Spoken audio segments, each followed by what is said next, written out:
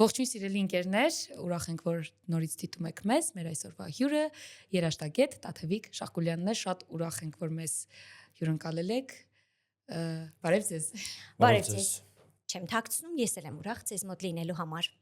Մերսի ձեզ շատ։ Մեր այսօրվա թեման երևի թե նվիրված է լինելու հիմնականում Կոմիտասին, որտեղ մենք մեր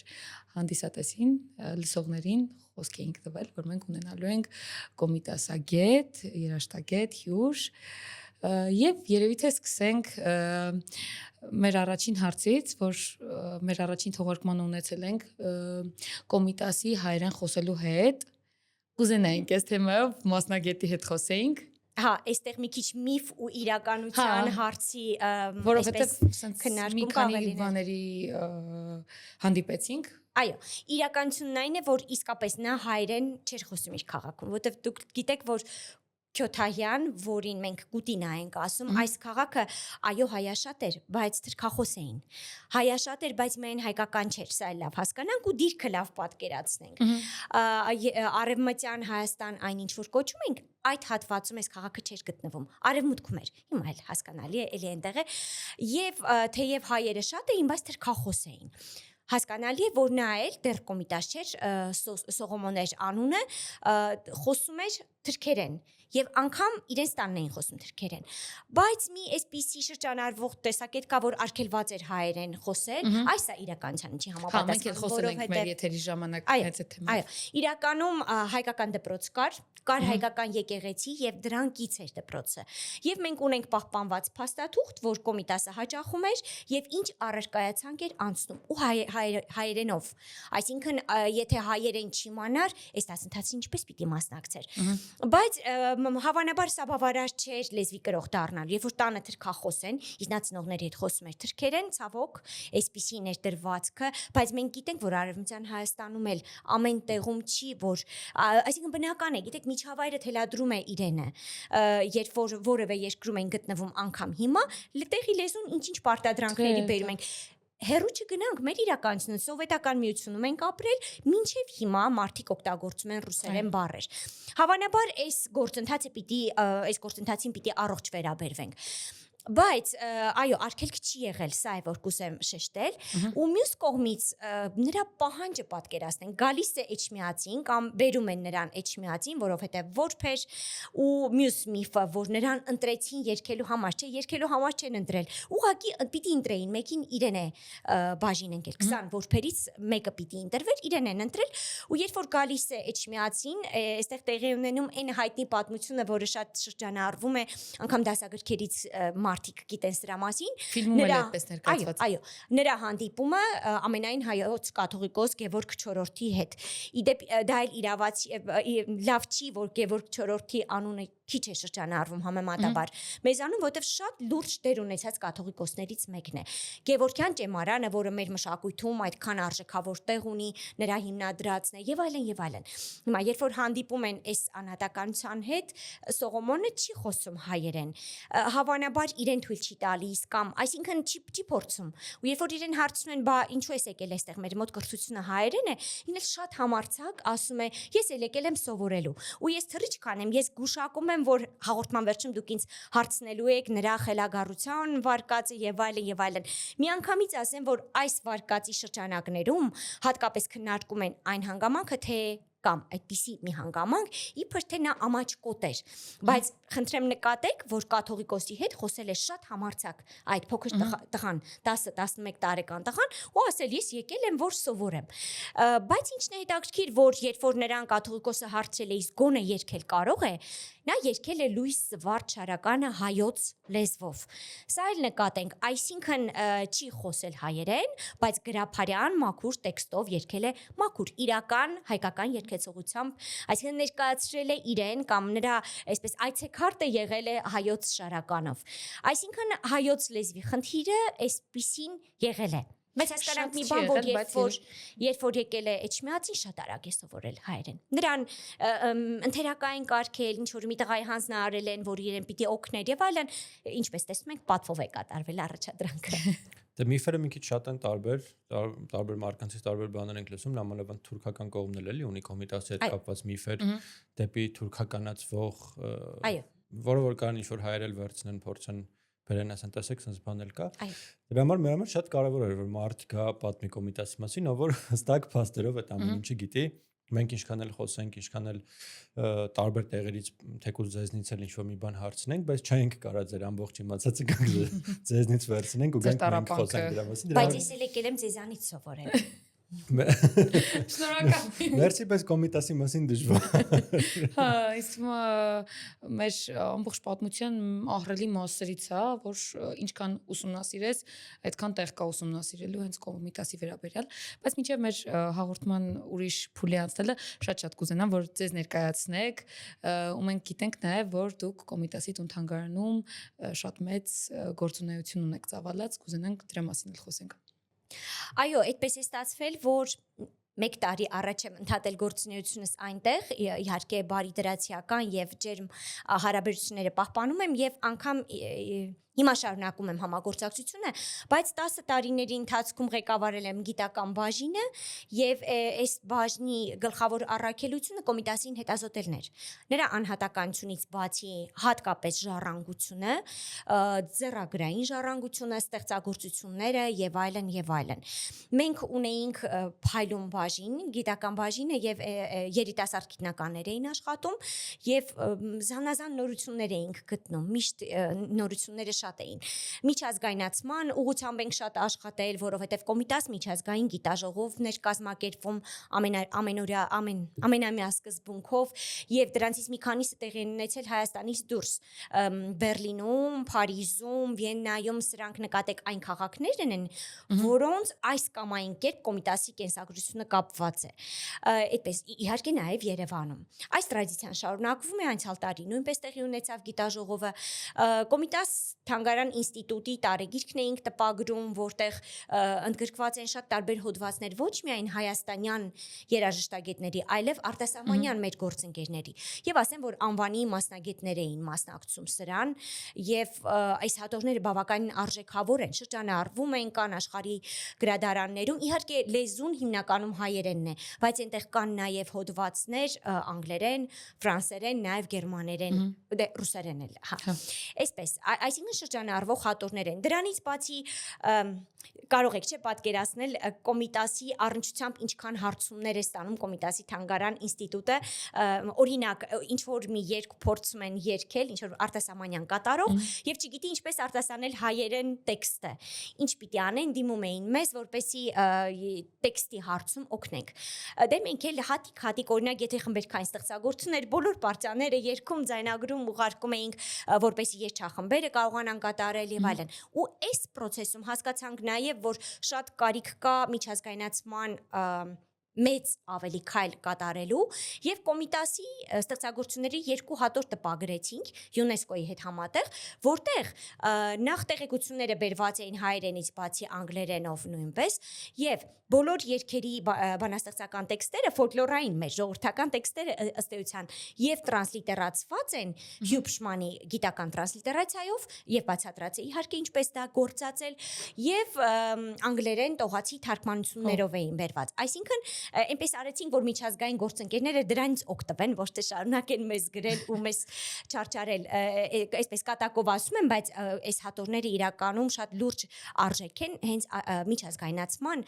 առումով ու այս էլ կպատկերացնեք թարգմանելու process-ում ինչքան կծիծաղեինք, որովհետև մի բան է հայոց լեզուն է թարգմանում, որևէ այլ լեզու, մի բան է այդ ժողովրդական տեքստերը, որոնք արդյոք ամեն հայի հասկանալի են սրանք։ Այսինքն մենք հասկանալու խնդիր ունենք, մենք ասելով լայն հանրությունը ու դրանք անգլերենացնելու այսպես կարիք կար։ Նաև թանգարանում իմ ուժերով էր, որ Կոմիտասի ժառանգությունը գրանցվեց ՅՈՒՆԵՍԿՕ-ում, գիտեք, որ գրանցված է Memory of the World, աշխարհի հիշողություն ռեգիստրում է գրանցված, այո, այստեղ կարգին չարչարվել են եւ մեր տնօրինության հետ ջանքերի, համառ ջանքերի շնորհիվ այստեղ բավականին լուրջ խնդիրներ են ունեցել, կարող եք պատկերացնել, որ եթե ՅՈՒՆԵՍԿՕ-ի վերջին ստորագրությունը պիտի լիներ մեր հարևան ազգի ներկայացուցիչ ձեռքով բնական է պատկերացնել, որ պիտի մերժեր։ Այսինքն ամբողջ հանձնաժողովը հաստատում է Կոմիտասի ժառանգության ընդգրկումը ՅՈՒՆԵՍԿՕ ու այդ վերջին ստորագրությունը չի դրվում, իբր թե նա ունի տեղային ոչ թե համաշխարհային նշանակություն։ Ու հաջորդ փուլով մենք այստեղ լուրջ աշխատանք տարանք նրա միջազգային դերը ցույց տալու համար ու այնպիսի փաստեր հայտնաբերեցինք, որից մենք էլ ենք զարմացել։ Օրինակ ամերիկացի կոմպոզիտոր, որը պարբերաբար անդրադառնում է ակադեմիական կոմպոզիտորի մասն է խոսքը Կոմիտասի երկերին կամ հոլանդացի կոմպոզիտոր, որը մոտավորապես 25 տարի ստորագրվել է որպես Կոմիտաս, այսինքն դա նրա կեղծանունն է եղել, հետո ամենավերջում գրել է նվիրում Կոմիտասին սիմֆոնիկ մեծ ստեղծագործություն է, որտեղ օգտագործել է հայկական ժողովրդական նաև աշուղական երգեր ու այս ստեղծագործությունը նվիրել է Կոմիտասին ու արդեն համարել իր միսիան կատարված ու ելի հետ է եկել իր հիմնական անունին։ Դե Բոեր էր նրա ազգանունը, Ալեքսանդր Դե Բոեր։ Նկատի ունեմ այս գործընթացները շատ են։ Կարծում եմ հանրությանը մասամբ հայտնի են այս տեղեկությունները, այդպես։ Բայց առանց շարժարանքի չի լինում այս բոլորին հասնելը։ Այո, եւ վերջում մենք ստացանք այդ դրական արդյունքը, գիտեք ինչի շնորհիվ այստեղ ուղակի անեկդոտային ուղակի մտածելակերպ է, որովհետեւ դե այնտեղ նշել էինք, որ նրա արձանը դրվել է Փարիզում, Դետրոյտում, Քվեբեկում եւ նամակի մեջ այդպես էլ ձևակերպել էին, որ քանի որ նրա արձանը տեղադրվել է այս քաղաքներում, ուրեմն արժեքավոր է եւ ընդգրկենք։ Նկատի ունեմ այս զավեշտալի կոմպոնենտը իր հերթին, չարչարանքը, գիտական մասը, այս բոլորը միասին, այո, միաձուլվեցին եւ տվեցին այն արդյունքը, որի համար սկսել էինք։ Շնորհակալ ենք ձեզ, որովհետև դուք ահռելի գործ եք կատարել։ Իրականում Հայաստանում շատ քիչ մարդիկ գիտեն այս ամբողջի մասին, ինչ է կարել ու մենակ մի քիչ ես դեմ եմ այս մտքին, բայց իրականում որ գլոբալիստական մտքով էլ նայենք, դուք աշխարհի համար եք բավականին շատ բան արել, որտեվ Կոմիտասը ոչ միայն ազգային է, ինձ թվում է նաև համաշխարհային մեծության դեմք է եղել։ Կա այդպիսի բան ու նրա գործունեության գիտեք որ մասը մեզ համար սովորական բան է, չէ, Կոմիտասը գնում էր գյուղերով, հավաքում էր երգեր, այս արտահայտությունը բազմիցս լսել ենք ու թվում է թե շատ չարչրկված այսպիսի արտահայտություն է, բայց պիտի հասկանանք սրա էությունը իր ժամանակում սա սովորական բան չէր։ Այն ժամանակ դեռ 19-րդ դարում այո աշխարհը սկսել էր հետաքրքրվել ֆոլկլորով, բայց դրանք հեքիաթներն էին, առակ առասպել եւ այլն, այսինքն այլ ժանրերն էին, բանավոր այսպես գրական ավանդույթներ, բայց երաժշտականը մոդա չէր մեր ժամանակակից տերմինով ասեմ եւ Կոմիտասը այդ պայմաններում երբ որ չկար այս տարածված սկզբունքը նա սկսեց այսպիսի բան անել նա ուղղակի հավատաց կամ գնաց տեսավ որ գյուղում կա ինչ որ մի բան որի մասին մենք չգիտենք եւ սկսեց նպատակայնորեն դրանով հետաքրքրվել ու առաջ քաշել որպես արժեք ու ոչ միայն գյուղից բերում էր հասցնում էր հանրությանը ակադեմիական միջավայրին այլև դա հետազոտում էր որպեսի պարզի այդ հետազոտելն էլ պարզ մի բան չթվա թե թվարկում էր, չգիտեմ ինչ էր անում, բայց գիտեք ինչպես են աշխատում մաթեմատիկոսները, հատիկ թվերը, այ այսպիսի մոտեցումով վերաբերվում էր երաժշտությանը եւ դրանից հետո նոր իրեն թույլ էր տալի դասակարգել, կառուցվածքային առանձնահատկությունները դուրս բերել եւ դրանից բացի եւս մի փուլ հիմա մարդ որը ունի այս պաշարը հետազոտական աշխատանք եւ այլն ու ստեղծագործող է։ Կարող ենք պատկերացնել ստեղծագործելու process-ում ինչպիսի վերաբերմունք պիտի ունենար այս բոլորին։ Նա գիտեր երաժշտության կառուցվածքը եւ այդ կառուցվածքը նրան օգնում էր ստեղծել այնպիսի երաժշտական մտածողություն, որը անկրկնելի է։ Հիմա արդեն այսօրվա դիրքերից, երբ որ փորձում ենք Կոմիտասին դասակարգել, դնել համաշխարհային երաժշտության ինչ-որ ուղիների մեջ, համեմատել, չենք գտնում համեմատություններ, որովհետև չկան, որովհետև նրա ձեռագիրը խիստ անհատական է, խիստ հայկական է, ու այստեղ մեղեդիներով չառաջնորդվենք։ Խոսքը վերաբերում է հենց մշակմանը։ Այս մշակումներով կոմպոզիտորական այնպիսի նոր չտեսնված ձեռագիր էր առաջ բերել, որը այո մեզ բարձրացրեց դասական երաժշտության մակարդակի։ Ես տարբեր միջազգային օպերաներից հատվածներ Մենակ օպերաներից չէ, իրականում տարբեր երաժիշտներից, ինչ-որ համերգային հատվածներից էլ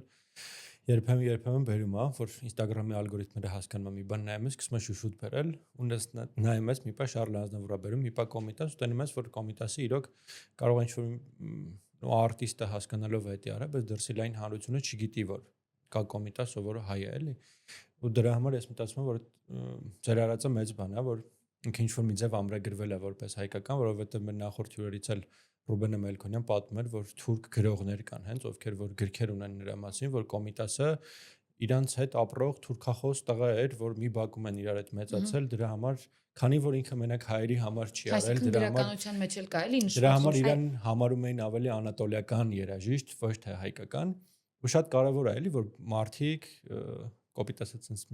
վիզ են դնում, որ կոմիտասը մնա հայկական։ Բայց գիտեք, դա ծիծաղելի գործունեություն է թուրքերի կողմից, որովհետև չեն կարող արդյունք ունենալ։ Կամ պիտի կեղծեն։ Եթե կեղծեն կկարողանան, բայց դա էլ շատ դժվար է, որովհետև կոմիտասը ինքն է ձևակերպել իր ով լինելը։ Դե այսեք ես ձեր հետ համաձայն եմ, բայց երկարաժամկետ կտրվածքով որ նայենք, մեր համար շատ ծիծաղալու կարա լինի, բայց 20 տարի, 30 տարի հետո եթե իրանք անընդհատ այդ քարոզը տանեն, նամանավանդ Թուրքիայում էլ կսկսեն երեխաները մտածել, որ հա էլի կոմիտասը սա ասում են թուրք է, ուրեմն թուրք է, էլի։ Մեր մոտ էլ հակակարոզն էլ գնում է, որովհետև հիմա մեկ-մեկ հանդիպում եմ երկերի կոմիտասի, որոնք AI-ով են փոխում ու երաժշտությունը մեղեդին փոխված է, այսինքն եթե չափն են փոխում կամ ինչ որտեղ երաժշտությունը ոճային ուրիշ ձև են ներկայացնում, դա լրիվ ուրիշ խոսակցություն է, բայց երբ որ մեղեդին փոխում են, դա ուրիշ տեղ է տանում ու մենք ունենք այդ հիմա։ Ավելի սարսափելի դեպք ասեմ ի շարունակություն այս հարցադրումի, ուրեմն Կանադայում տեղի էր ունենում մի կոնգրես, որտեղ կոմիտասին նվիրված առանձին պանել կար ու հրավիրեցին նախագահելու այս պանելը, դե պատասխանատու է, հասկանալի է, որ մի բան է մեզանում դա անել, մի բան է համաշխարհային հանրության առջև եւ այո, ստանձնեցի սա։ Հետո այնտեղ պանելից հետո զրուցում էինք մասնակիցներից մեկի հետ։ Հայ էր այս աղջիկը, ծնված Միացյալ Նահանգներում եւ հայրը ավանդական սփյուռքի ներկայացուցիչ էր, այսինքն 15 թվականից հետո գաղթել էին եւ այլն։ Հիմա այս աղջիկը երաժշտագետ էր եւ հետազոտություններ կատարում կոմիտասի շուրջ եւ իր ղեկավարն ասում էր գրի, որ կոմիտասը թուրք է։ Այս աղջիկն ասում էր, բայց նա հայ էր։ Դասախոսը ասում է, բայց եթե դու գրես, որ նա թուրք էր, դա կլինի օրիգինալ ու քեզ կլսեն։ Այս աղջիկն ասում է, ես էլ ասեցի, բայց ես էլ Հայաստանում չեմ ծնվել, Միացյալ Նահանգներում եմ ծնվել, բայց հաստատ հայ եմ։ Ուրեմն կոմիտասի մասին абսուրդ է այդպես ձևակերպել, որ նա Թուրքիայում է ծնվել, հետևաբար պետք է այլ հայացքով նայել։ Բայց հիմա պատկերացնում եք, մենք ունեինք մասնագետ, որին այս պարտադրանքը Թուրքիայից չի գալիս, աշխարհից է գալիս։ Թեև գուցե տնտղենք ու պարզի, որ այս դասախոսը, այս առաջարկ անողը անմիջական կապեր ունի Թուրքիայի հետ։ Չգիտեմ, ամեն դեպքում ես կուզեմ շեշտել նաև, որ թուրք մասնագետներ էլ կան, որ շատ առողջ են նայում այս բոլորին։ Բոլոր երկրում էլ կան, էլի, երկրներում։ Այո, վերջերս Պորտուգալիայում էի դասախոսության PhD ուսանողներն էին Ավեյրոյի համալսարանում եւ բազմազգ կուրսեր։ Այնտեղ կար նաև թուրք, ինձ նախապես զգուշացրել էին, չգիտեմ ինչի համար, որովհետև ես օբյեկտիվ դասախոսություն էի վարելու առանց այդպես որևէ բան չէի հորինելու։ Բայց շատ հետաքրքիր բան ստացվեց, որ այս տղան շատ զգուշ էր սկզբում, հետո սկսեց բացվել, հետո սկսեց պատմել շատ տարբեր բաներ, նախ կոմիտասին շատ առողջ ընկալում ուներ կոմիտասի մասին, երկրորդը ես խոսել էի գենոցիդի մասին, Արցախի հարցի մասին, որովհետև դասախոսությունների այս շարքը նվիրված էր երաժշտություն եւ քաղաքականություն թեմային։ Այս բոլորը արծարծվել էին։ Երկու կարևոր թեմաներ են երկու իրար հետ։ Այո, իրենց առաջարկով էր ընդ որում, բայց այս տղան շատ հետաքրքիր առողջ ընկալեց այս բոլորը ու սկսեց պատմել, որ իրենց մոտ կա օրինակ մի երգ, որը ուրեմն թուրք տղան սիրահարվում է հայ աղջկա հետ, սա է պատմությունը այս երգի հիմքում ու երգի մեջ այդպես է սիրահարվեցի հայ աղջկան վատ եմ ձևակերպում հավանաբար, բայց այս էր բովանդակությունը։ Ու Թուրքիայում արգելվել է այս երգի բովանդակության այդ հատվածը։ Պիտի երգեին սիրահարվեցի աղջկան կամ այլ ածականով աղջկան, ոչ հայ։ Այսինքն արգելվել է, ու այս տղան բաց քննարկում էր այնտեղ միջազգային լսարանի մոտ, որ դա սխալ է ֆոլկլորում, մենք իրավունք չունենք փաստեր աղավաղելու, չէ՞ որ դա ցույց է տալիս պատմությունը ու եթե պատմությունը եղել է մի ճանապարհով, դա պիտի արձանագրենք։ Հիմա դուք կարող եք ասել, լավ, այս տղան ինձ մոտ էր այդպես ասում, բայց միջազգային լսարաններ նա հաստատ շատ լավ գիտակցում էր, որ նրանցից ասենք բրազիլացիներ կային եւ այլն, յուրաքանչյուրը ֆիքսեց ինքը իր համար այս պատմությունը։ Նկատի ունեմ կան թուրքեր, որոնք շատ առողջ են նայում։ Մի անգամ երկու թուրքուի աղջիկներ էին եկել հարցազրույցի։ Գիտեք, շատ երկար վիդեո հարցազրույց վերցրեցին։ Ես էլ շատ զգուշ էի վերաբերվում, որովհետև չգիտեի ինչ են անելու, բայց փաստերը հատիկ եւ Եղեռնի հետ կապված, եւ Կոմիտասի կենսագրության հետ կապված, իրենց հենց Կոմիտասներ հետաքրքրում։ Ամեն ինչ ասեցի, անցավ ժամանակ, իրենք ինձ չուղարկեցին հարցազրույցը, ես գտա համացանցում ուղղակի ինչ որ պատահական դեմս հայտնվեց այդ բոլորը, հավանաբար իմանով գտա, չեմ հիշում ճանապարհը ու դա էական չի, թուրքերեն էր հոդվածը, ես ուղղակի AI-ով թարգմանեցի ու պարզվեց որևէ բառ չեն փոխել։ Ինչ ասել եմ թուրքերեն, այդպես ֆիքսել են։ Հա, թուրքերը ուզում եմ ասել, որ հակառակն էլ կա։ Ինչքան կա վտանգը, այնքան կա նաև իրենց գիտակցումը ու այսպես արդար պահպանելու, այսպես իհարկե այս բալանսը եթե խախտվի, ձեր ասած վտանգին հանգելու ենք, իհարկե։ Պետք է զգուշ լինել, պետք է աշխատանք շատ տանել։ Ես դրան մի փոքր ուրիշ ձև եմ նայում, իհարկե լավ է, որ ողջամիտ եւ առողջ դատողությունով թուրքեր կան այս աշխարհում ու առհասարակ լավ որ բոլոր ազգերի մեջ կան առողջ մտածող մարդիկ, ու նամանավանդ երիտասարդների մեջ շատերը կան որ ուղղակի տարբերվելու եւ այլն փորձում են ինչ-որ բան անեն կամ նույն Թուրքիայում գտնում են որ ուղղակի իրենք հայ են կամ իրենց գեներով հետ են գնում, հասկանում են որ հայ են ու կարա ինչ-որ մի բան փոխվի, բայց ոչ թե քաղաքական չասեմ մենակ զուտ դիվանագիտական քաղաքականության մասին էլի, այլ մշակութային քաղաքականությունն էլ նենց է, եթե դու ուզում ես քեզնով անես ինչ-որ մի բան, տեղ գնում է մենակ ստերի շարանով մի քանի սեկունդ հետո այդ ամեն ինչը փոխվում է, նույն ձևի, եթե չգիտեմ 50 կամ 70 տարի առաջ Արցախը շատերի համար անկախ նրա տարածքային պատկանելիությունից հայկական էր, ու դա ապրող բոլորի համար էր հայկական, հիմա բոլոր ադրբեջանցիները ասում են, չէ, դա միշտ մերն է եղել, վերջ, տենց, այսինքն տեղանունների անուններն էլ փոխելուց իրանք այդ փորձել են ադրբեջանականացնել ու թուրքացնել։ Իմացած այն է, որ կարա երկու հոգի հիմա տենց խոսա, բայց այդ երկու հոգին լսելի չի, եթե իր դեմը օրինակ, չգիտեմ 20 միլիոն կամ չգիտեմ 220 միլիոն են, էլի այդ երկու հոգին ուղղակի sense մենք հայերս մի քիչ sense sensitive ժողովուրդ ենք, էլի։ Լավատեսենք, այդ երկուսին այն ամեն վատ բանի մեջ, որ ինչ-որ մեկը հելնի ասի, վայն սիրուն դրոշ ունեք, կասենք, բայց տեսեք, մեր դրոշը հավանեց։ Բայց այս առիթով ես կուզեմ հիշեցնել նաև Անահիտի Կիսանդրիի պատմությունը, երբ որ բրիտանական թարգմանում ներկայացվեց որպես Անատոլիա, մեր կողմը, հայկական կողմը քայլեր ձեռնարկեց եւ կարողացան, այո, փոխել տան ձևակերպումը։ Չգիտեմ, իհարկե անխոս այստեղ վտանգները շատ են ու պետք է շատ զգուշ անել, ամեն ինչ շատ զգուշ պետք է վարվել։ Ուղղակի մեր մոտ անհատների վրա է դրած, անհատներն են փորձում անեն, իսկ մեր կողքի երկրներում բոլորը քաղաքական լուրջ պետական մակարդակով աջակցություն ստանալով շարժվում են առաջ, էլի։ Ու հա երբեմն լինում է որ Facebook-ում կամ Instagram-ում տենում են որ մեր մեծ հաջողությունը, բայց մեր մեծ հաջողությունը մենք կապում ենք ուղղակի ուրիշի համար մի հատ փոքր անհաջողության հետ էլի իրենք մտածում են դե լավ, այս մեկը չեղավ, մյուսը կդարձնենք օրինակի համար թուրքական ու տենց էլի ոնց որ մենք հա էլի այդ մի հատ փոքր բանը մեր համար հաջողություն ենք համարում, որովհետև անհատի մակարդակով, այս անհատի մակարդակով այդ իրոք մեծ հաջողություն է էլի, բայց իրենցը որպես պետական լավ չեղավ, Վերջերս մի առիթով երբ որ փորձում էի Արցախի պատերազմի հետ կապված այսպես ռեպրեզենտատիվ նյութ գտնել հղելու համար, գիտեք, բազմաթիվ տարբերակներ գտա համաշխարհային բարձր վարկանիշ ունեցող ժուրնալներում ադրբեջանական տեսակետով, իսկ հայկական, այսինքն այնպեսին ինչպեսին ես էի ուզում ներկայացնել կամ կարիք ունեի ձևակերպել, իսկ ես դրա շուրջ չպիտի ծավալվեի։ Ես երաշտագետ եմ, քաղաքականություն իմ հարցը չի, բայց կարիք ունեի հղելու։ Պատկերացրեք, գրեթե ոչինչ չգտա, շատ դժվարացա։ Այսինքն, հա, այստեղ խնդիրը լուրջ է։ Այս խնդիրը լուրջ է։ Դա մենք ինստիտուցիոնալ ու մի քանի ոնց ասեմ, 100-ամյակ չասեմ, բայց ամեն դեպքում ունենք այդ խնդիրը, որ մենք մերը ներկայացնելու ոչ մի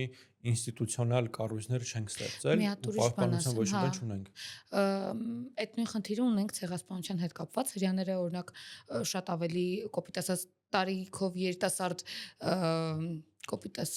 ոնց ներկայացնեմ որ շատ ավելի նոր է այդ պատմությունը եղել, բայց իրանք կարողացել են ամբողջ աշխարհին ապացուցեն որ ունեցել են ցեղասպանություն, բայց մենք որ այդպես նայում ենք, ինչքան քանի կինո ունենք, օրինակ ցեղասպանության մասին շատ քիչ ու այդ առումով էլի չենք աշխատել որ ներկայացնենք, շատ քիչ ենք։ Չեմ ուզում ոչ մեկին վիրավորեմ, բայց ցանկացած հրեայի եթե հարցնես եղելա ցեղասպանություն թե չէ,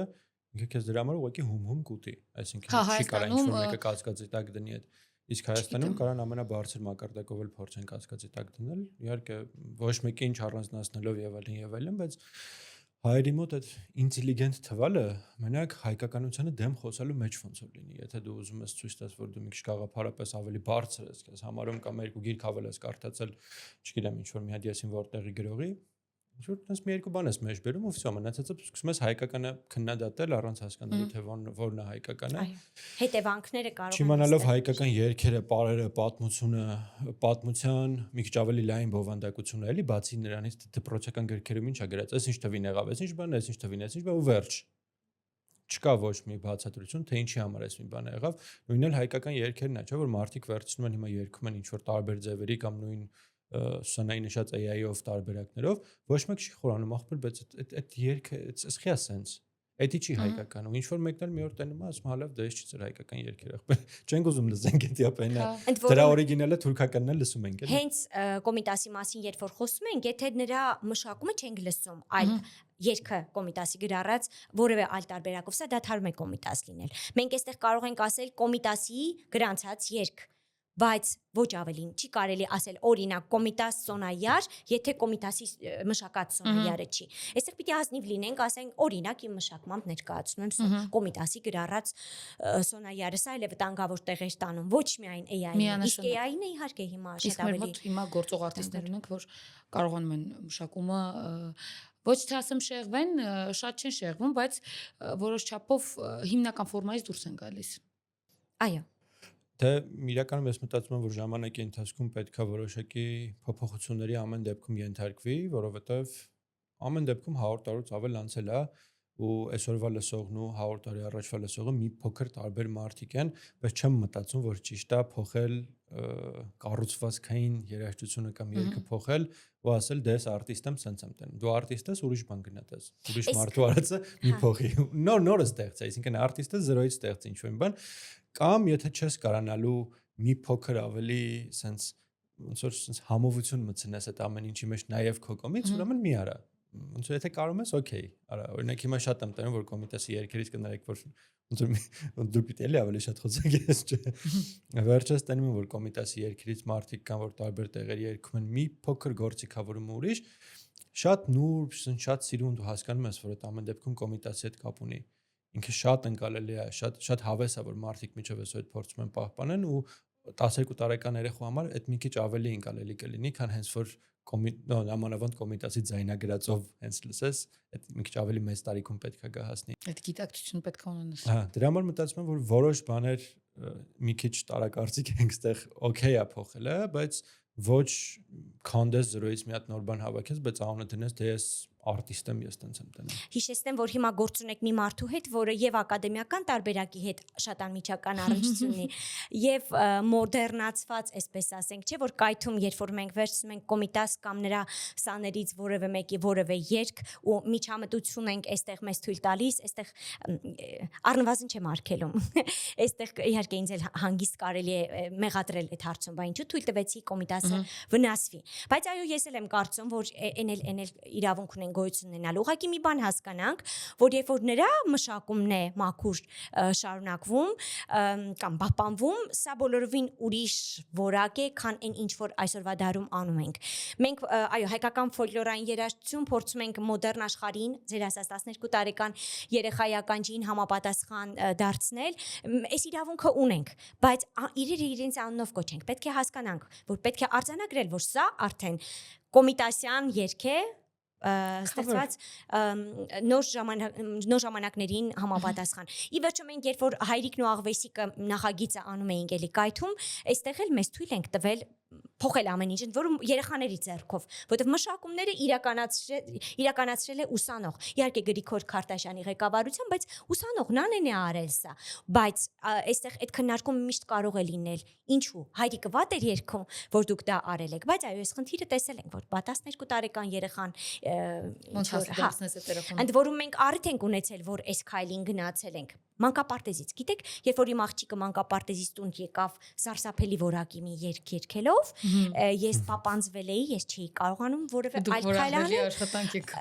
Ու այդ ուղղակի առիթ դարձավ։ Իհարկե մենք թույլ չտվեցինք պարտեզը շարունակի, իսկ մանկապարտեզը դիտավորություն չէր արել, պատկերացրել էր, որ ճիշտ է վարվում։ համատարած խնդիրը կա։ Այո, այդ իմ աղջիկներ ես կարողացա դեմն առնել, բայց հասկանալի է, որ ինչ որ մեկն էլ դա չի կարողանում անել կամ չի կարողանում ապացուցել, որ դա սխալ է։ Ամեն դեպքում պարտեզը ներողություն խնդրելով հանեց ռեպերտուարից, բայց սա առիթ դարձավ, որ մենք շատ արագ, այսպես, սկսենք այդ մանկական պրոյեկտների միջոցով այդ 12 տարեկան մեր պարագայում 5 տարեկան երեխաների համար ինչ որ բաների գնալ։ Իրականում, այո, ես էլ եմ կարծում, որ բոլոր տարբերակները իրավունք ունեն գոյություն ունենալու, եթե ճաշակը, որակը համապատասխան պահպանվում են։ Իհարկե, այստեղ է սահմանը որոշելը դժվար է։ Բա ո՞րն է իսկականը, որը այսպես Դե ես մտածում եմ, եթե շատ շեղված չի մեղեդին պահածա ուղղակի գործի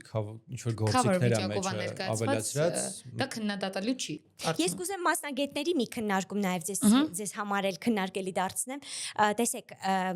բարբառների հարցը անգամ չէ՞ որ ժողովրդական երգերում բարբառային բառեր կան։ Հիմա մասնագիտական աշխարհը թույլ չի տալի թարգմանել օրինակ թուրքերեն բառը, բայց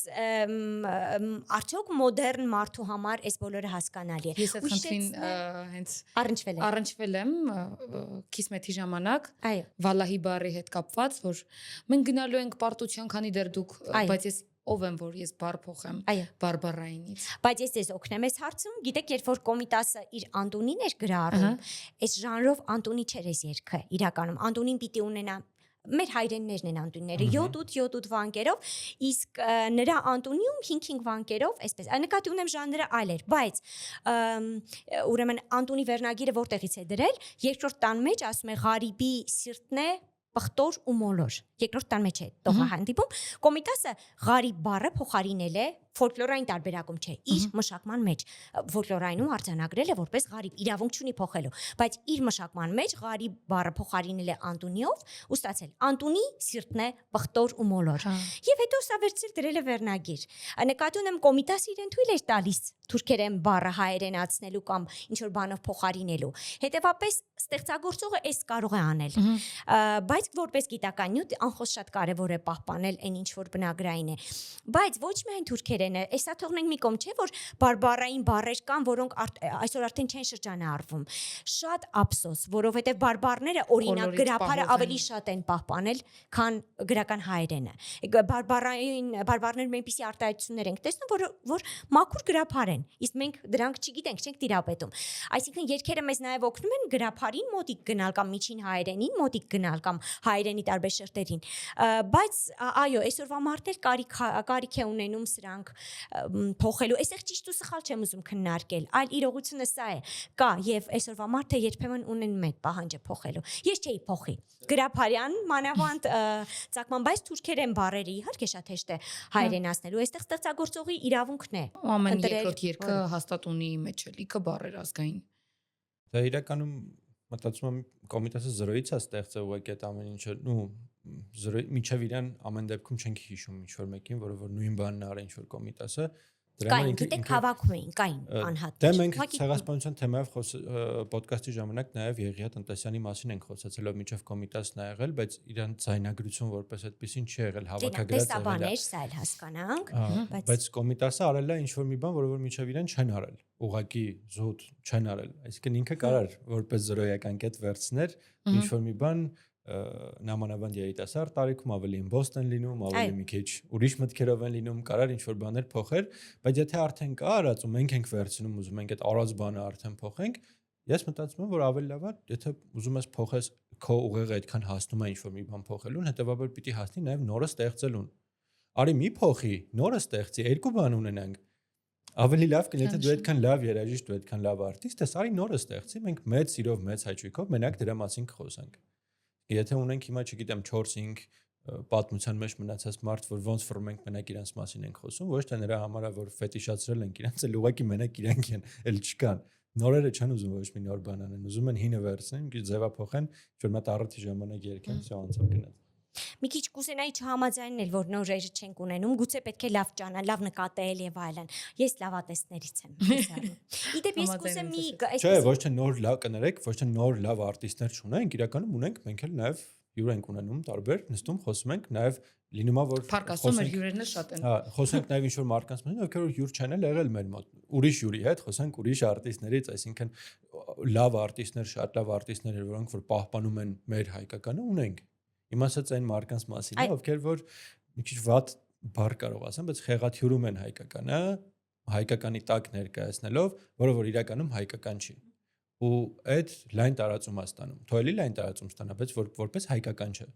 Ուղղակի թող մարդիկ լսեն իմանան որ տես բան կա, բայց հայկական չի։ Իմ ասածը իմ ասածը ընդամենը է դա։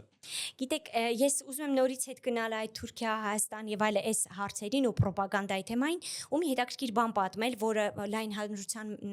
առանձնապես հայտնի չի։ Կոմիտասը թուրքերեն երգեր է գրառել նաեւ։ Ու պատճառը հայտնի է, որովհետեւ նա հարևան ազգի բոլոր ազգերի երաժշտությունը հետազոտում էր, որպեսզի հասկանա յուրաքանչյուրի առանձնահատկությունները։ Այդ ճանապարհով միայն իրավունք ուներ հայկականի մասին խոսելու են ինչ որ խոսել է, բայց ուրիշ բան եմ ուզում շեշտեմ, ուրեմն թուրքական երգերից մի քանիսը անգամ տպագրվել են Կոմիտասի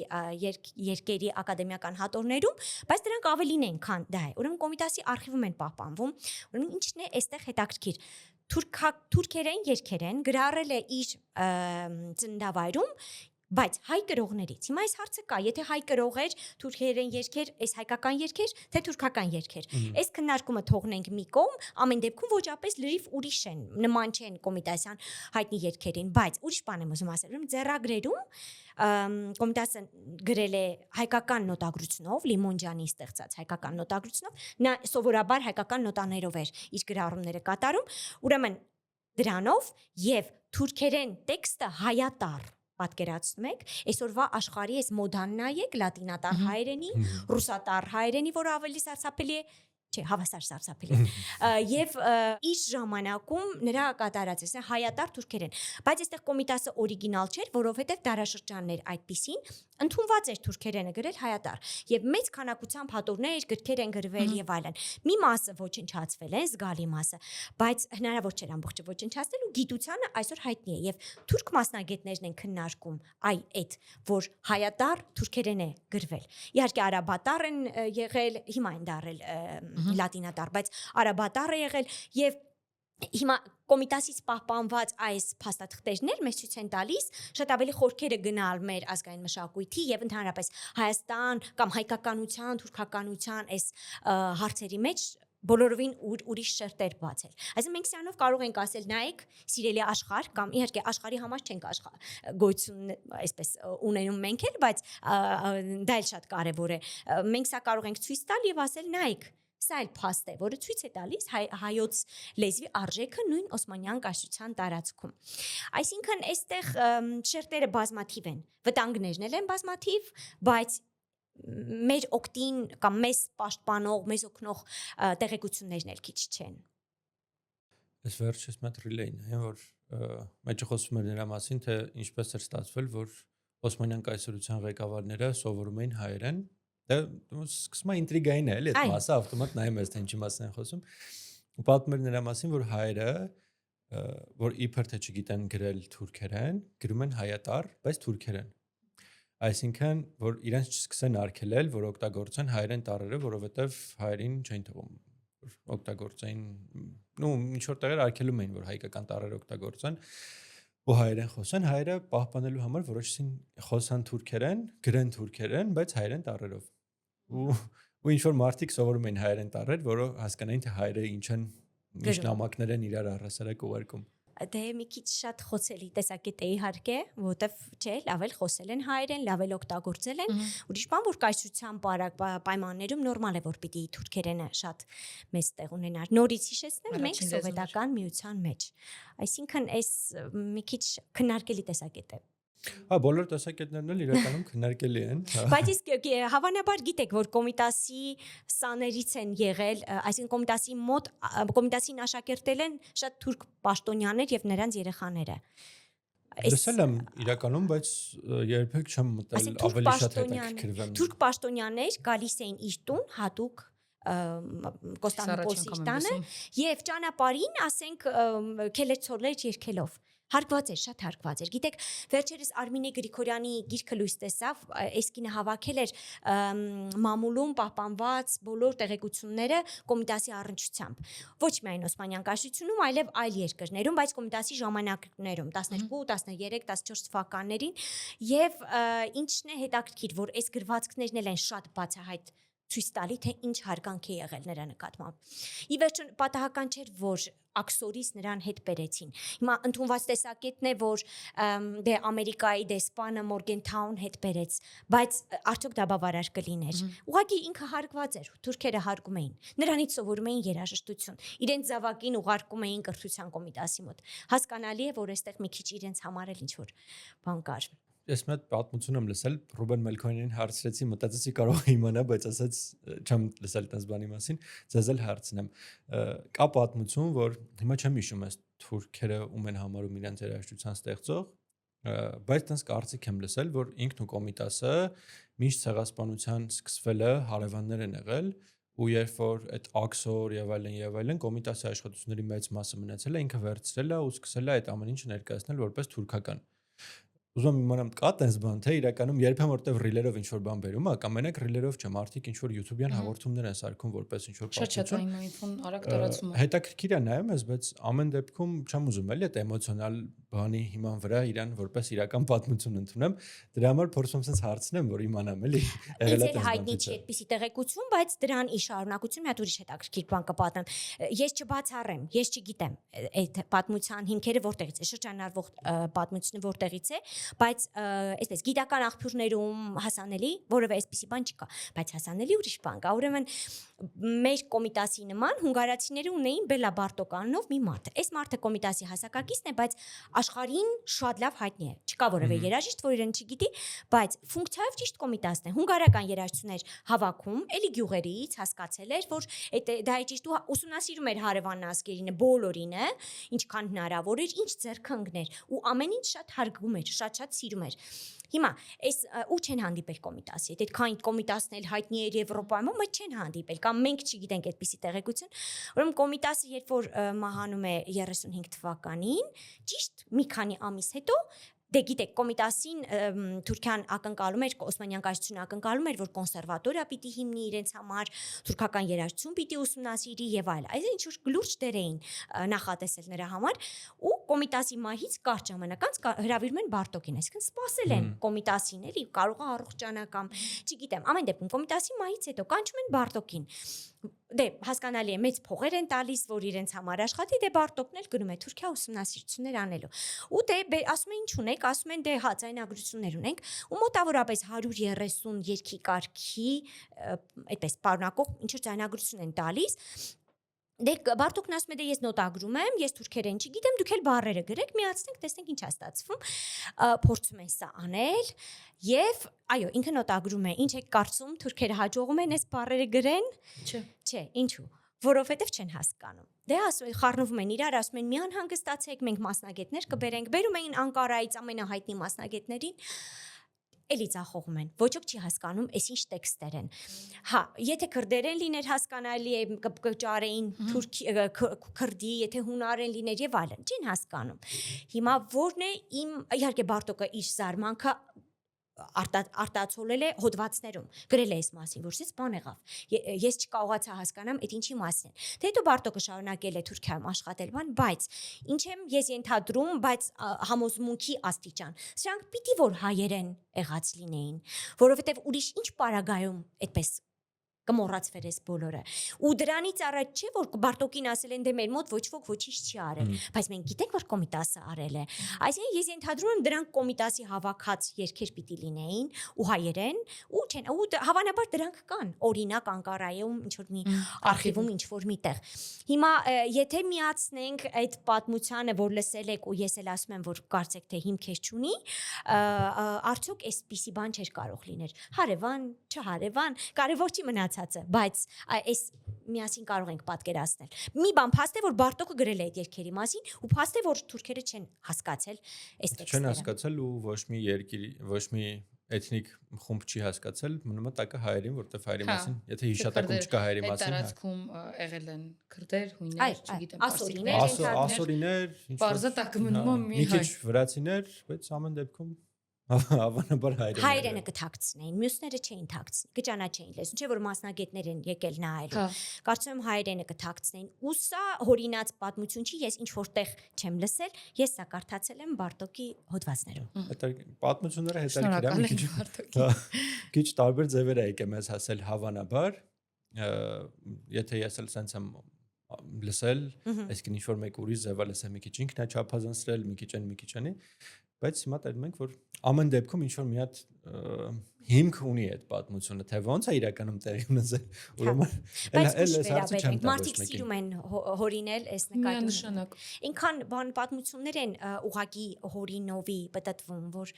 մենք չենք գտնում այդ որտեղից են սկսում, ինչու են այսպիսի բան ասում։ Չէ, մեր համար մենք հյուրերն էլ երբ որ քննարկում ենք թե ում կուզենք որ մեր մոտ հյուրեր գա, ի սկզբանե երբ ոդկասթը սկսել ենք, մտածել ենք որ պետք է այնպես մարդիկ կան, ում խոսքը ամեն դեպքում մեր գոնե մեր համար ու մեր շրջապատի մեր իմացած մարդկանց, ովքեր որ ում կարծիքը մեր համար կարևոր է, այդ մարդկանց խոսքը նաև այդ մարդկանց համար է արժեքավոր ու հավատալու։ Դրա համար մեր հյուրերին ընտրելուց միշտ այս մարդկանց ենք կանչում, ում կոպիտ ասացի համար չենք ամաչելու։ Ու մի հատ ուրիշ տեսակետ էլ կա, տեսակետ չէ, փաստ կա, որ մենք վիդեոն երբ որ կտրում ենք ու տեղադրում ենք մեր Instagram-յան, Facebook-յան էջերում ու գիտենք որ տարածվելու է, գիտենք որ նենց մարդ ենք կանչել, որ համոզված է, ուսումնասիրած է, ինքը գիտի որ օրինակ այդ խոսքը ճիշտ տեղին է ասված։ Այդպես։ Բայց միևնույն է կոմենտ գրողներ լինում են, էլի, ինչ որ անհասկանալի ծագում ունեցող, որ մտնում ես իրենց էջը, տենում ես իրենք post չունեն, իրենց follow անող ոչ մեկ չկա, իրենք 5000 հոգու follow են անում, ու մտել է ինչ որ մի հատ բան է գրել, որ չես հասկանում, խիկա այդ էջը առասարակ էլի կամ այդ էջի հետևում գտնվողը խիկա вообще։ Քննադատություն մոդեռն կյանքը այդպեսին է։ Իհարկե, քննադատությունը շատ լավ բան է իրականում, որտեվ մանավանդ առողջ քննադատությունը դու պետքա դաստիարակվես, չէ, ինչ որ միջավայրում, որտեղ որ մենակ դու չես, կան այլ արտիստներ, այլ երաժիշտներ, դու ընթացքում դաստիարակվում ես նաև ուրիշների գիտելիքներով, բայց երբ որ սկսում եմ վիրավորել, մի քիչ աբսուրդ է։ Մի հատ հարց եմ ուզում տամ, որ երբեմն շատ չէ, հաճախ չէ, բայց ամեն դեպքում գտնվում են մարդիկ, ովքեր ասում են մի քիչ գերագնահատում եք օրինակ կոմիտասը կամ կոմիտասից հետո էլ են մարդիկ եղել եւ այլն։ Ուզում եմ նաև դուք ասեք, թե ինչի համար է կարևոր ու ինչի համար ենք միշտ ճեշտում հենց ամենաառաջինը կոմիտասին։ Ոչ ոք չի ասում, թե նրանից հետո հայտնված մարդիկ անկարևորներ են եղել։ Իրար հետ չխառնենք, բայց նրա արած աշխատանքը ցույց է տվել մեր դեմքը, մեր ինքնությունը։ Այս էլ չարչրկված բառ է, իհարկե ինքնություն բառը հիմա ինչին ասես հարակցած օգտագործում են, բայց երաժշտություն, գիտեք, մարդը ազգություն, որևէ ազգություն իր դիմագիծը ունի մի քանի ֆակտորների շնորհիվ։ Մեկը լեզուն է, ընդ որում մենք լեզու, որ ասում ենք պարտադիր չի հայ գրական հայերեն, ընդհանրապես դրա կարիքը չկա գրական հայերենը հասկանալու, բարբառները, մյուսները, բայց լեզուն շատ կարևոր է, ճիշտ է։ Հիմա երաժշտությունը դրանցից մեկն է, ու սա հայտնի փաստ է։ Իհարկե կոմիտասն էլ դրա այսպես մեկնաբանողներից մեկն էր, թե ինչու։ Հիմա պատկերացնենք մենք կոմիտաս չունեինք, չի եղել այս մարդը, ու մենք ապրում ենք այսօրվա դարում։ Ինչ պիտի մենք ժառանգած լինեինք։ Ֆոլկլորային այդ ժառանգությունը, որը ամրագրվեց, չէինք ունենա։ Նրա հետևորդները չէին իմացնա դրա մասին, որ գյուղում ավելի կարևոր ինֆորմացիա կա։ Ոչ ոք չէր գնա գյուղ, որովհետև այդ տրադիցիան չկար, ու գիտեք, օրինակ Ալեքսանդր Սպենդիարյանը, որը շատ հայտնի կոմպոզիտոր է, շատ զարմանք էր հայտնում, ասում էր ես էլ եմ գնում գյուղ, բայց ես չեմ գտնում դա։ Բայց այդ մեթոդը, ինչպես է կոմիտասը հաջողացրել մարդկանց համոզել նրանցից վերցնել, էս էլ է, չէ, նրան օրիգինալ դարձնում, բայց սա չի հարցը, այլ այն, որ եթե ինքը չաներ այդ պահին, այս շարունակությունը չէր լինելու։ Եվ ինչ էինք ունենալու այսօր։ Այսօր ունենալու էինք այն, որ բավականին խառնված էինք լինելու այդ թուրքական եւ ոչ միայն պարսկական, արաբական, իհարկե ադրբեջանական մշակույթի պես էինք լինելու։ Այո, եւ բառացիորեն կրկնություններ լինելու։ Այսօր վադրությամբ որևէ մշակույթում օրինակ չինարես չեք գտնի կամ դրա նման մի բան։ Հիշում եք, որ Սարիգելին երգը քննարկվում է, մեկը ասում է հայկական, այն ասում է թուրքական եւ այլն եւ այլն։ Հիմա այս քննարկումները միշտ կան, քանի դեռ այս երգերի շուրջ են։ Չեմ թերագնահատում այդ երգը, ուրեմն կա պահանջ ժողովրդական, որ այդ երգը այդքան շրջանառվում է, բայց բոլորը երգում են, որտեվ բոլորինն է։ Հիմա նույն չինարեսին վերադառնամ, ոչ ոք չի երգում, բայց հայերն են շատ երգել, ու հիմա էլ են երգում։ Ինչու՞, որտեվ դա է մեր դիմագիծը։ Հիմա Կոմիտասը որ չլիներ, այդ դիմագիծը ամրագրող չէր լինի։ Ու եթե նրանից հետո էլի բազմաթիվ մարդիկ են աշխատել, այդ ճանապարհով չէին աշխատի, այլ ճանապարհով կաշխատեին ու հայկական ինքնության այդ կարևոր մասը չէր ամրագրված լինի, որովհետև պահներ։ Մի քիչ անցներ արդեն էլ գեղեցկական մշակույթներ չէր լինելու։ Մեր գյուղերն էլ նույն տեսքել չէին ունենալու, նույն բնակիչներ չէին լինելու։ Դե պատկերացրեք մի գյուղ չի, 1000 գյուղ, չգիտեմ, ամեն մեկը իր կոլորիտով, իր տեսքով։ Այո, եւ հիշենք, որ հիմա մենք արդեն գլոբալիզացված աշխարհում ենք ապրում, նույն գյուղում ապրող մարդը հեռուստացույց է նայում, այս մեզան շատ ինֆորմացիա ունի ամբողջ աշխարհից։ Բայց մի ուրիշ բան էլ, միայն գեղեցկական երաժշտություն չի։ Գրիգոր Նարեկացու անունը անքննարկելի բարձր բառեր չգտա ճիշտ ձևակերպելու, ինչքան կարևոր է մեր մշակույթի համար։ Հիմա Գրիգոր Նարեկացին նաև երաժշտություն է հեղինակել եւ Մատյան ողբերգության դրվագները երգել եւ շարականների հեղինակ է, մեկն է պահպանվել, բայց գիտենք, որ այդպիսի բան կա։ Ու տաղեր ունի փառահեղ։ Կոմիտասն է ամրագրել ու մեզ հասցրել այս տաղերը, որոնք միջև այդ վանավոր ավանդույթով են եղել։ Կոմիտասը այդ պահին ոչ ամրագրեր, մենք այսօրվա դրությամբ կունենայինք Մատյան ողբերգության մնացած շատ արժեքավոր աշխատանքներ, բայց հավունի նման փառահեղ մի բան չէինք ունենա։ Ամբողջ աշխարհին սիմֆոնիկ երաժշտության, օպերան, ակադեմիական երաժշտության, որ շերտը ուզում եք վերցեք։ Ոչ մի կերպ համեմատելու չի, այդքան բարձր արժեք է սա։ Չէինք ունենա այդ բոլորը։ Այսինքն հայտնվեց ճիշտ տեղում,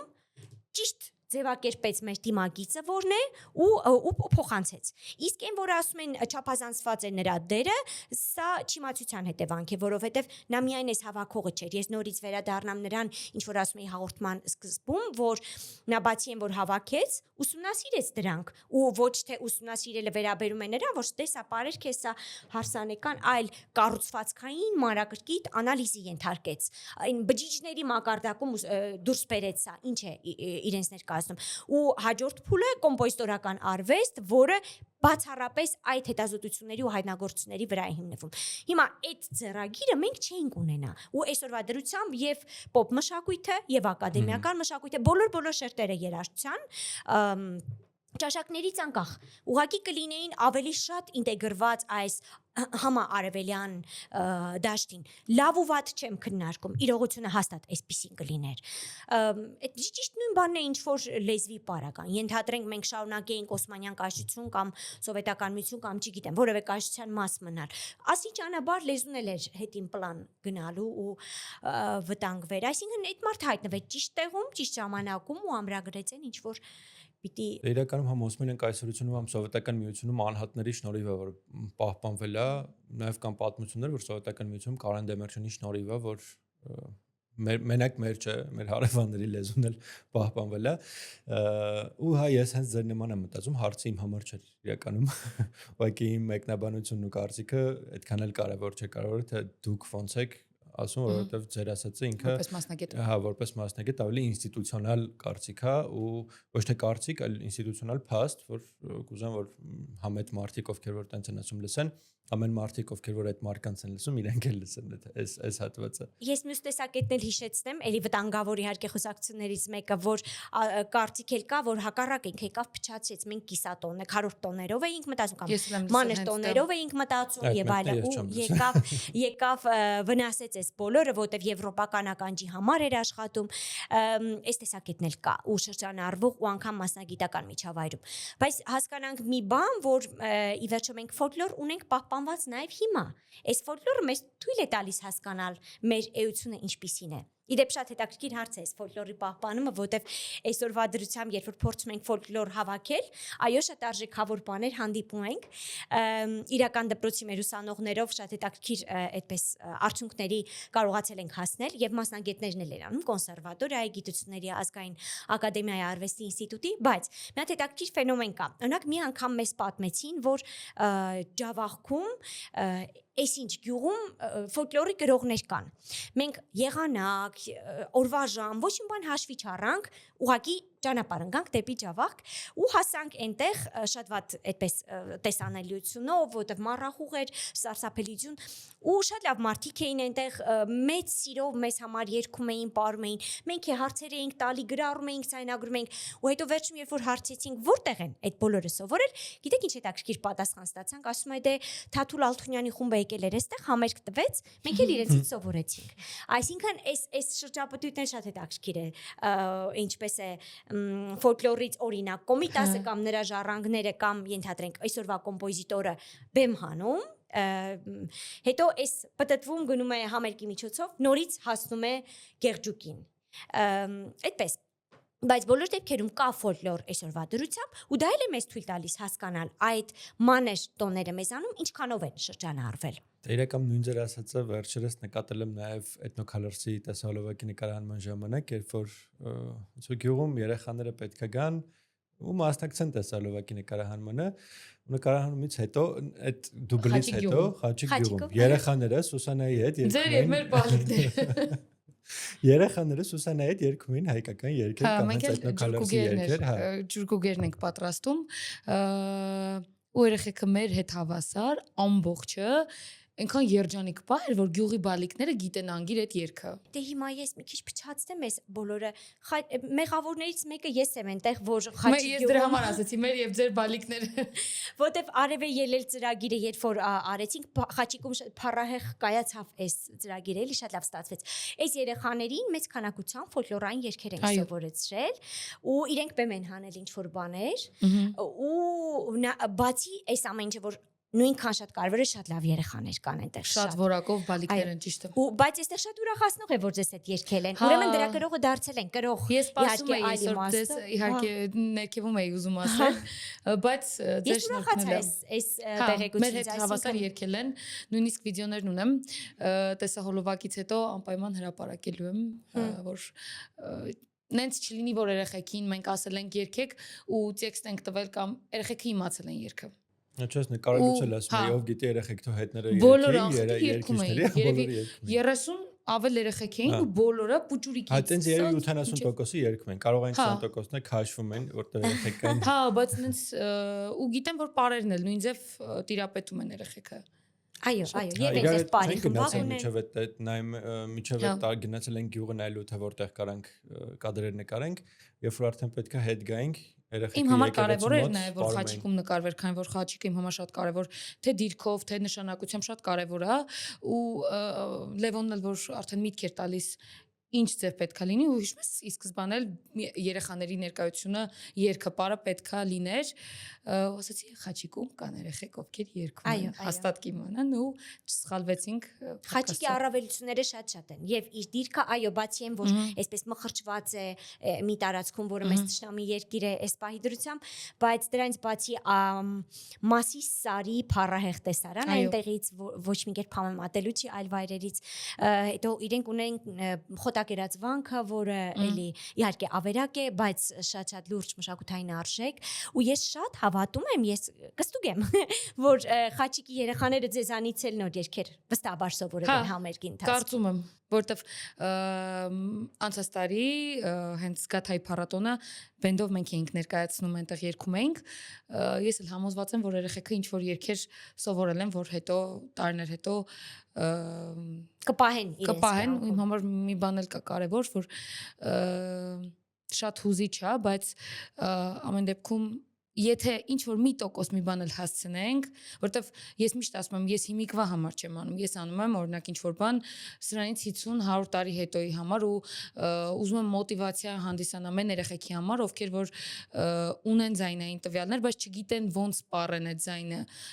ինչ ներկայացնեն, ոնց անեն։ Իսկ մենք հայենք ինձ թվում է ցանկացած երաժիշտ ու ցանկացած երգող առաջինը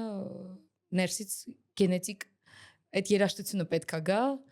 Այո, եւ գալիս է։ Հա, հույս ունեմ։ Իդեպ խաչիկի երեխաների հետ շատ առանձնահատուկ ստացվեց նաև կավի դասարանը, որտեղ փառահեղ աշխատանքներ են ստեղծել, չես գուշակի, որ փոքր երեխա կա այնտեղ ստեղծող ասեղնագործության process-ները շատ հետաքրքիր են։ Մենք այդ դասարանում ենք հենց պատրաստությունները տեսնում, որ ասացի արևելել էլի։ Շատ ուրախացնող է գրքերի արդեն բովանդակությունից པարզ էր թե ինչա կատարվել։ Հա, ես էլ շնորհակալ ենք ձեզ։ մտանքներ հայկական գրքեր էր։ Նաև խաղերից մենք խաղացել ենք, օգտվել ենք ձեր հարստությունից։ Չնայած հետաքրքիր Հարի Փոթերի գիրք կար, Star Wars-ի գիրք կար, հայկական գրքեր կար։ Հա, այսինքն մենակ հենց զարմացել Դուք էի։ գիտեք երեխաները ցուցակ էին տվել կայթի, որ այ այս գրքերն ենք ուզում, եւ կայթը ապահովեց իհարկե։ Շնորհակալ ենք, ես նաև